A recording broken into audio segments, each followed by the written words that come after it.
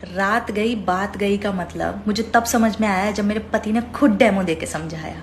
मतलब रात को हमारी कितनी भी जोर से लड़ाई हो जाए, महाभारत हो जाए, महासंग्राम हो जाए, कमरा एकदम रणभूमि बन जाए, उसको सुबह याद ही नहीं होता कि रात को हुआ क्या था। हमारी ओपिनियंस नहीं मिल रहे होते, हमारी थिंकिंग नहीं मिल रही होती है, हम मतलब सब खत्म खत्म, मतलब दी एंड, अब नहीं रहेंगे साथ में वाली स्टेज आ जाती है।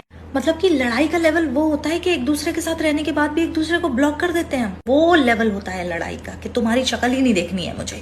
पर पता नहीं सुबह उसको क्या हो जाता है, सुबह वो ऐसे उठता है जैसे स्वर्ग से कोई परा उतरा हो धरती पे।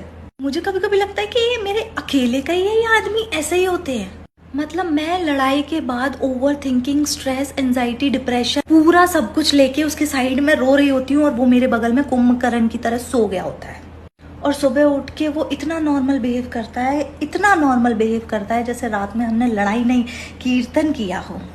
मेरे दिमाग में रात भर इतनी बातें चल रही होती है ना, मुझे ऐसा लगता है कि सुबह होने दो फिर बताती हूँ उसको। पर क्या फायदा सुबह होने का, क्योंकि सुबह तो वो इतने हैप्पी जॉली मोड में उठता है कि भगवान को दया आ जाए उस पर कि इससे झगड़ा मत करो।